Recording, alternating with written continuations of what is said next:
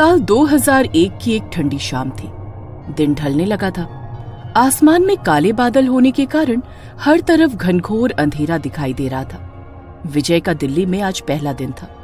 Coaching में admission तो हो गया था, लेकिन रहने के लिए कमरे का इंतजाम करने के लिए पूरा दिन दौड़ भाग में ही बीत गया था। बड़े शहर के अच्छे कॉलेज और कोचिंग में एडमिशन जितनी आसानी से मिल जाता है, बैचलर लड़कों को कमरा उतनी ही मुश्किल से मिल पाता है।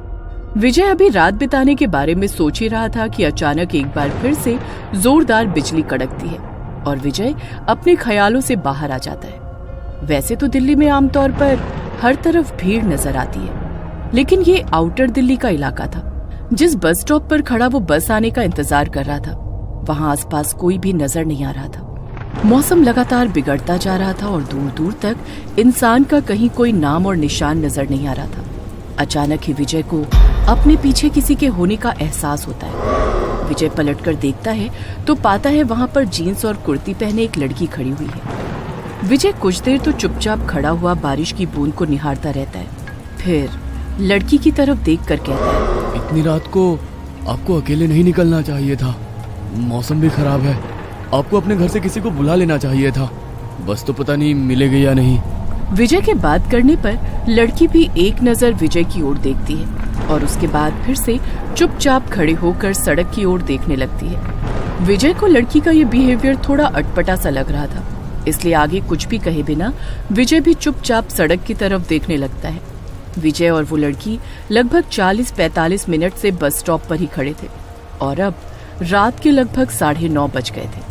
विजय को जोरों की भूख भी लगी हुई थी, इसलिए अब वहां खड़े रहकर बस का इंतजार करना और भी कठिन होता जा रहा था। मुझे नहीं लगता इस रूट से कोई भी बस जाने वाली है। तुम दिल्ली के नहीं लगते? कहाँ के रहने वाले हो? हाँ, मैं एक्चुअली जौनपुर से आया हूँ। यहाँ पर यूपीएससी की तैयारी करने के लिए कोचिंग में एडमिशन लिया है। फिलहाल रहने का इंतजाम नहीं हो पाया, इसलिए बस कमरे की तलाश में ही लौटते हुए देर हो गई। तो कहाँ जाओगे अब? अब देखता हूँ, रेलवे स्टेशन के पास किसी लॉज में रुक जाऊंगा। तुम्हें रहने के लिए जगह की जरूरत है? वैसे मेरी सोसाइटी में फ्लैट खाली है, अगर तुम्हें जरूरत हो तो मैं हेल्प कर सकती हूँ। ओके, अब कहाँ रहती हैं आप? बस यहाँ से कुछ दूर पर मेरा फ्लैट है, मैं वहाँ रेंट पर रहती हूँ। आप चलिए, मैं आपको अपना फ्लैट दिखा देती हूँ। अब इतनी रात को चलना ठीक होगा क्या? आप मुझे एड्रेस दे दीजिए, मैं सुबह आता हूँ ना। ये दिल्ली है, यहाँ कभी रात नहीं होती। और तुम कौन सा लड़की हो जो घबरा रहे हो? वैसे भी यहाँ बस स्टॉप पर रात बिताना सेफ नहीं है, सामने ही कब्रिस्तान है। कई बार लोगों को पैरानॉर्मल एक्सपीरियंस हुए। भूतों पर तो विश्वास करते होंगे ना तुम? कभी महसूस किया है आधी रात को सन्नाटे के बीच किसी की प्रेजेंस को? क्या आप भी, ये भी कोई वक्त है मजाक का? विजय कुछ पल के लिए सोचता है और फिर लड़की के साथ चलने के लिए तैयार हो जाता है। तुम नजदीक में ही रहती हो, फिर आधी रात तक बस स्टॉप पर क्यों खड़ी थी? तुम तो आसानी से वॉक करके जा सकती थी ना। मैं बस अपनी सहेली का इंतजार कर रही थी, लेकिन लगता है अब वो नहीं आएगी। अपने बॉयफ्रेंड के साथ ही रुकेगी आज। वैसे भी मैं किसी से नहीं डरती। दिशा नाम है मेरा, बरेली की रहने वाली हूँ। कुछ दूर तक पैदल चलने के बाद विजय और दिशा एक पुरानी सी कॉलोनी के पास पहुंच गए थे। ये कोई सरकारी कॉलोनी नजर आ रही थी। कॉलोनी के एंट्रेंस पर एक लोहे का बड़ा सा दरवाजा था, जिसका पेंट जगह जगह से उखड़ा हुआ था। कॉलोनी बड़ी पुरानी और सुनसान लग रही है, थोड़ी अजीब नहीं है? तुम यहाँ रह लेती हो? हाँ, यहाँ ज्यादा लोग नहीं रहते, खाली है काफी मकान। ये 3 नंबर वाला मकान खाली है, तुम चाहो तो आज वहीं रुक जाओ। मैं भी यहीं आगे जो 2 मकान छोड़कर घर दिख रहे हैं ना, वहाँ रहती हूँ। पूरी कॉलोनी अंधेरे में डूबी हुई थी। हर तरफ सन्नाटा था और झिंगुरों की तीखी सी आवाज के अलावा वहाँ कोई आवाज सुनाई नहीं पड़ रही थी। दिशा को हाथ से बाय करते हुए विजय 3 नंबर वाले मकान का दरवाजा खोलकर अंदर जाता है और जैसे ही लाइट्स ऑन करता है, उसे अपने सामने दिशा खड़ी हुई दिखाई देती है। दिशा, तुम तो चली गई थी ना, अंदर कैसे आई तुम? अरे, तुम्हारे साथ ही तो अंदर आई हूँ। अंधेरे में ध्यान नहीं दिया तुमने। अच्छा सुनो, यहाँ पर एक बेड भी है, 1 हफ्ते पहले ही खाली हुआ है। ये रूम अभी रहने लायक होगा। तुम्हारे पास रहने की जगह नहीं है, इसलिए आज रात तुम यहीं सो जाना, सुबह मिलते हैं। विजय कभी सोच भी नहीं सकता था कि दिल्ली जैसे अनजान शहर में पहले ही दिन कोई खूबसूरत लड़की उसे मिल जाएगी और उसकी इतनी मदद भी करेगी। रात बिताने के लिए विजय अंदर जाकर बेड पर लेट जाता है। अगले दिन सुबह उसके सोकर उठने के कुछ देर बाद ही दिशा उसे नजर आती है। तुम अपनी कोचिंग हो आओ, अब इस घर से कोई तुम्हें निकाल नहीं पाएगा। तुम निश्चिंत होकर यहाँ रह सकते हो। लेकिन किराया? फ्लैट मेरे जानने वाले का ही है, तुम चाहो तो मुझे ही किराया दे देना, मैं दे दिया करूंगी। विजय को एक खूबसूरत लड़की का अपने लिए कंसर्न बहुत अच्छा लग रहा था। मैं बैंक की कोचिंग करती हूँ, दोपहर में 2 घंटे के लिए जाती हूँ, उसके बाद जब चाहे मुझसे मिलने आ सकते हो। मेरा फ्लैट नंबर 6 है। एक बात का ख्याल रखना, यहाँ पर आउटसाइडर्स अलाउड नहीं है। किसी बाहर वाले को इस कॉलोनी में लेकर कभी मत आना। और हाँ, कॉलोनी के लोगों को भी डिस्टरबेंस बिल्कुल पसंद नहीं है, इसलिए कभी भी किसी का दरवाजा मत खटखटाना। ओके। विजय को दिल्ली रास आ गई थी। हर रोज सुबह जब वो उठता, उसे दिशा के हाथ का लिखा हुआ गुड मॉर्निंग नोट उसके दरवाजे पर लगा मिलता। वे दोनों अक्सर साथ में बैठकर घंटों बातें करते और अपने भविष्य के सपने सजाते। कुछ दिन बाद, दिशा, कॉलोनी में इतना सन्नाटा रहता है, बाकी मकान खाली है क्या? कभी कोई आवाज सुनाई नहीं देती, कभी कोई आता जाता नजर नहीं आता। क्या बात है, तुम्हारा मन नहीं लगता क्या यहाँ पर? बाकी लोगों की याद क्यों आ रही है? तुम्हें बताया था ना, यहाँ रहने वाले लोग डिस्टरबेंस पसंद नहीं करते, इसलिए ज्यादातर घर के अंदर ही रहते हैं। नहीं, मन लगने जैसी कोई बात नहीं है। तुम हो ना मेरे पास, बस मैंने ऐसे ही पूछ लिया। विजय ने महसूस किया कि दिशा की आंखें इस बात के जवाब में थोड़ी बदल सी गई हैं और लहजा थोड़ा सख्त हो गया है। शायद दिशा पॉजेसिव हो रही है, उसे मेरा किसी और के बारे में पूछना अच्छा नहीं लगा। हर गुजरते दिन के साथ विजय दिशा के और नजदीक आता जा रहा था। जनवरी की खूबसूरत ठंडी शाम थी। विजय अपने फ्लैट की छत पर दिशा के कंधे पर सर रखकर बैठा हुआ था। दिशा, वैसे तो तुम बस 2 मकान छोड़कर ही रहती हो, लेकिन मुझसे अब ये 2 मकान जितनी दूरी बर्दाश्त नहीं होती। एक बात सच सच बताओ, प्यार करती हो ना मुझसे? बहुत ज्यादा। तुम सोच भी नहीं सकते उतना प्यार करती हो। तुम्हें पाने के लिए किसी भी हद तक जाने को तैयार हूँ मैं। सोच लो, प्यार करोगे तो हदों को पार करके निभाना पड़ेगा, वरना हम दोस्त ही ठीक हैं। अब बस तो हो गया फैसला। अलग अलग फ्लैट क्यों, हम एक साथ रहते हैं ना। दिशा विजय के कंधे पर सर रखकर बैठी हुई थी और विजय दिशा के लंबे बालों से खेलते हुए उससे बातें कर रहा था। तभी उसने देखा कुछ दूरी पर एक आदमी छत पर खड़ा उसे ही घूर रहा है। चलो नीचे चलते हैं। पता नहीं कौन है वो आदमी, जब भी मैं तुम्हारे साथ यहाँ बैठता हूँ ना जाने क्यों कहा जाने वाली नजरों से घूरा करता है। अरे पता नहीं आदमी है या भूत, ऐसे आंखें फाड़कर कौन देखता है। तुम थोड़ा सावधान रहना, मुझे यह आदमी कुछ ठीक नहीं लगता। अरे मुझे उससे कोई खतरा नहीं है, तुम चिंता मत करो, छोड़ो उसे। विजय के कहने पर दिशा अब उसके फ्लैट में ही शिफ्ट हो गई थी। दोनों लिव इन में रहने लगे थे और एक दूसरे के साथ दोनों ही बहुत खुश थे। अरे यार, कोचिंग खत्म होते ही तू ऐसे गायब हो जाता है जैसे गधे के सर पर सींग। अरे भाई, अब तो 1 साल बीतने को आया, अब तो हमारे साथ थोड़ा टाइम बिता लिया करो। इतने भी बुरे नहीं है हम कि तू हमारे साथ 2 बात भी ना कर सके। वो क्या है ना कि दिशा की कोचिंग दिन में ही खत्म हो जाती है। वो बेचारी पूरा दिन मेरा ही वेट करती रहती है, अकेले परेशान हो जाती है, इसलिए मैं जल्दी घर भागता हूँ। दिशा, मतलब तुम शादीशुदा हो? अरे नहीं, शादीशुदा नहीं हूँ, दिशा मेरी गर्लफ्रेंड है, हम दोनों साथ में ही रहते हैं। ओ भाई, गजब बात कर रहे हो, मतलब बिन फेरे हम तेरे। तब तो मिलना पड़ेगा भाई भाभी जी से। देखो, हमारे जैसे बेरोजगार बंदे पर इतना भरोसा करने वाली लड़की से एक मुलाकात तो बनती है, क्यों? मोहन की बात सुनकर विजय उसे अपने साथ कमरे पर ले जाने के लिए तैयार हो जाता है। सोसाइटी के गेट पर पहुंचकर मोहन देखता है कि सामने एक पुरानी सी टूटी फूटी खंडहर नुमा सोसाइटी दिखाई दे रही है। सोसाइटी में अंदर जाने के लिए एक गेट है जिस पर झाड़ियां लिपटी हुई हैं। अधखुले गेट से अंदर जाते हुए मोहन हैरानी से चारों ओर देख रहा था। तुम इस सोसाइटी में रहते हो? मजाक कर रहे हो ना मेरे साथ? सुबह से मजाक करने के लिए मैं ही मिला हूँ क्या तुम्हें? नहीं यार, मजाक की क्या बात है, मैं सच में इसी सोसाइटी में रहता हूँ। जहाँ तक मैं जानता हूँ ये सोसाइटी पिछले 6-7 साल से खाली पड़ी हुई है। अरे यार, तू आउटसाइडर है, लेकिन हम तो यहीं दिल्ली में पैदा हुए हैं ना, हमें बेवकूफ बनाएगा? अरे तुझे गलत इन्फॉर्मेशन मिली है यार, तू चल मैं तुझे दिखाता हूँ ना मेरा रूम, बेवकूफ क्यों बनाऊंगा। मोहन हैरानी से सोसाइटी के मकानों को देख रहा था। तभी मकान नंबर 3 के सामने जाकर विजय रुक जाता है। आ गया मेरा फ्लैट, चल अब अंदर चलते हैं। मोहन अंदर जाता है तो देखता है पूरा फ्लैट बहुत ही गंदा था। हर तरफ मकड़ी के जाले लगे हुए थे।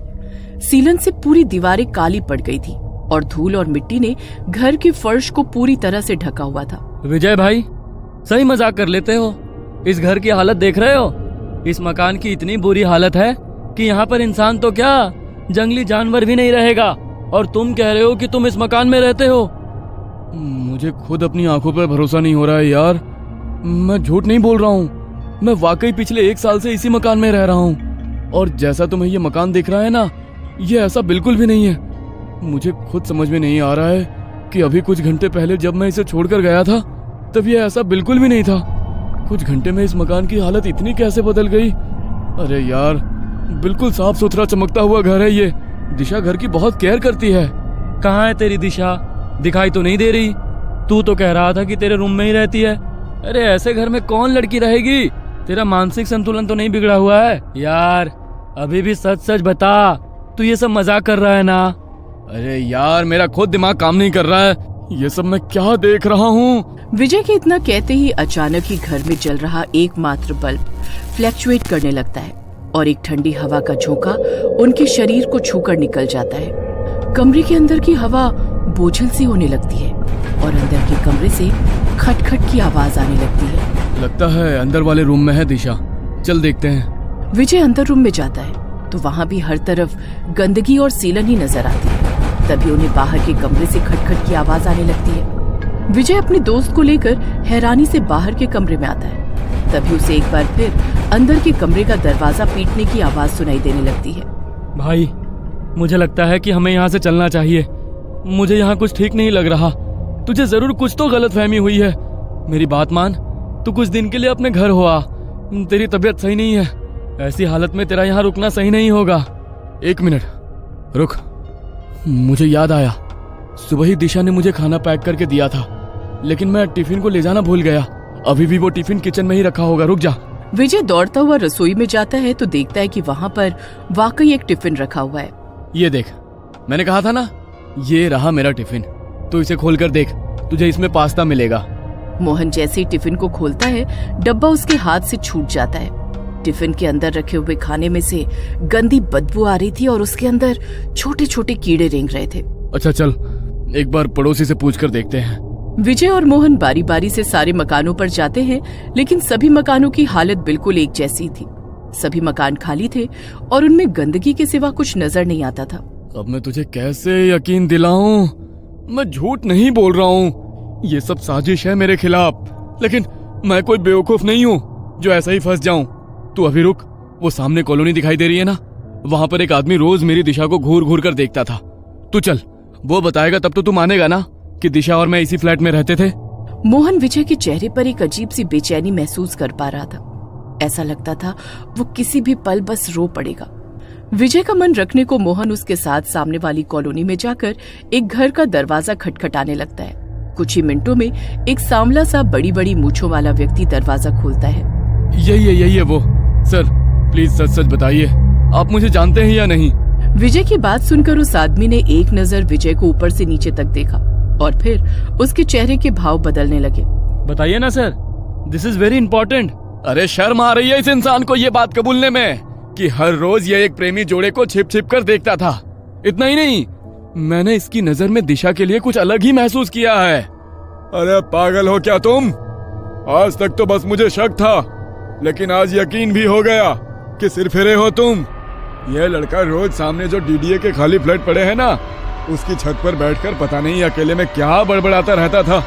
ऐसे बिहेव करता था जैसे ये किसी के साथ बैठा हो। अकेले में ही हंसता, बड़बड़ाता और फिर कई बार मेरी तरफ देखकर गुस्से में मुंह फेर कर नीचे चला जाता। मुझे तो ये कोई सरफिरा पागल ही लगता था जो उन खाली पड़े खंडहरों की छत पर ना जाने क्या करने जाता था। मुंह बंद करो अपना, झूठ बोलता है ये। तूने मुझे देखा लेकिन दिशा नहीं दिखाई दी तुझे? अरे मैं रोज उसके साथ ही जाता था छत पर। भाई इलाज कराओ इसका। विजय, दिशा कोई है ही नहीं, किसी ने नहीं देखा है आज तक उसे। तू संभाल खुद को यार, इस बारे में जितना सोचेगा ना उतना ही खुद को परेशान करेगा। देख, मैं तेरा दोस्त हूँ, तेरा बुरा नहीं चाहता। इस समय तू बस कुछ दिन के लिए अपने घर चला जा और घर जाकर अपनी फैमिली को सब सच सच बता देना। जो कुछ तूने इतने दिन अपनी आंखों से देखा वो कुछ और नहीं, बस एक छलावा था। हम तेरे दुश्मन नहीं हैं और ये अंकल भी वही कह रहे हैं जो उन्होंने देखा है। विजय को कुछ समझ नहीं आ रहा था कि जो कुछ वो अब देख रहा है वो झूठ है या जो पिछले 1 साल से उसने देखा या जिया है वो झूठा था। अपने आप को ये समझा पाना कि पिछले 1 साल से वो एक भ्रम, एक छलावे में जी रहा था, विजय के लिए आसान बिल्कुल भी नहीं था। विजय को सब कुछ घूमता हुआ सा नजर आ रहा था। विजय भाई, जिस जगह को तुम अपना कमरा बता रहे हो ना, वो रहने लायक स्थिति में बिल्कुल भी नहीं है। तुम ऐसा करो, मेरे साथ मेरे कमरे में चलो, वहीं से अपने गांव के लिए निकल जाना। विजय ने हाँ में गर्दन हिलाई और उसके बाद मोहन उसे अपने साथ अपने कमरे पर ले गया। अगले दिन सुबह ही मोहन ने उसे उसकी गांव जाने वाली बस में बिठा दिया था। मोहन अपने गांव जरूर आ गया था, लेकिन जैसे अपने आप को ही भूल गया था। वो हर समय बस अकेले में बैठा पेंसिल से एक चेहरा बनाने की नाकाम कोशिश करता रहता। विजय को अपने गांव लौटे 1 महीने का समय बीत गया था। घर में सभी लोग उसे समझा समझा कर थक गए थे कि दिशा बस उसके मन का वहम था और कुछ भी नहीं। लेकिन विजय उनकी बात मानने को तैयार नहीं था। ना तो अब उसका पढ़ाई में मन लगता था और ना ही वो किसी से बातचीत किया करता। इसी बीच एक सरकारी नौकरी में उसका चयन हो जाता है। विजय नौकरी ज्वाइन कर लेता है। काम के दबाव और गुजरते समय के साथ वो धीरे धीरे सामान्य होने लगता है। आज फिर 20 दिसंबर था, वही दिन जब पहली बार विजय दिशा से मिला था। न जाने क्यों आज विजय को बार बार दिशा का ख्याल आ रहा था। देर रात उसे ऐसा लगा जैसे दिशा उसे आवाज लगा रही है। विजय ने उठकर कमरे के बाहर देखा, लेकिन बाहर कोई नहीं था। अचानक एक बार फिर उसे छत के ऊपर से दिशा की आवाज सुनाई देती है। विजय पागलों की तरह दौड़ते हुए छत पर पहुंचता है तो देखता है सामने दिशा खड़ी उसे देखकर मुस्कुरा रही है। विजय दौड़कर उसका हाथ थाम लेता है। तुम आ गई दिशा, मुझे पता था तुम हो। कहाँ चली गई थी मुझे छोड़कर? चलो मैं सबको तुमसे मिलाता हूँ। विजय की बात सुनकर एकाएक दिशा विजय का हाथ छोड़ देती है और धीरे धीरे अपने कदम पीछे की ओर बढ़ाने लगती है। छत के आखिरी छोर पर पहुंचकर दिशा ने एक कदम और पीछे की ओर बढ़ाया और छत से नीचे लुढ़क गई। विजय के मुंह से एक जोरदार चीख निकली और वो पसीने में लथपथ बिस्तर से उठकर बैठ गया। इतने दिनों के बाद अचानक दिशा का ख्याल आया। ये क्या हो रहा है मेरे साथ? विजय की आवाज सुनकर उसकी माँ दौड़ती हुई उसके कमरे में आती है। क्या हुआ बेटा, सब ठीक है ना? हाँ मैं ठीक हूँ माँ, आप सो जाओ। मैंने साफ सुना ये दिशा कहकर चिल्लाया था। जरूर वो चुड़ैल इसके सपने में आई होगी। अगले दिन सुबह, बेटा देख तो एक रिश्ता आया है तेरे लिए। बरेली की लड़की है, अच्छी लग रही है हमें तो। तू देखकर बता ना कैसी है। और देख बेटा, जब तक तू जीवन में आगे नहीं बढ़ेगा ना, वो अतीत के बुरे ख्याल तुझे ऐसे ही सताते रहेंगे। ठीक है माँ, जैसा आप ठीक समझो, मुझे मंजूर है। विजय के हाँ बोलने पर जल्द ही विजय की पूरी फैमिली सगाई के लिए दृष्टि के घर पहुंच जाती है। जाओ बेटा, दामाद जी को घर दिखाकर ले आओ। दृष्टि विजय को ऊपर का फ्लोर दिखाने ले जाती है।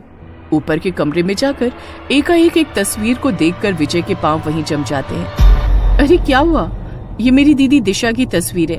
5 साल पहले पढ़ाई करने के लिए दिल्ली गई थी। वो किसी लड़के से प्यार करती थी, लेकिन उसने धोखा दिया और उन्हें छोड़कर चला गया। दीदी इंतजार करती रही उसका, लेकिन जब वो लौट कर नहीं आया तो उन्होंने हताश होकर आत्महत्या कर ली। मौत हो गई है इनकी? कब? मतलब कब हुई?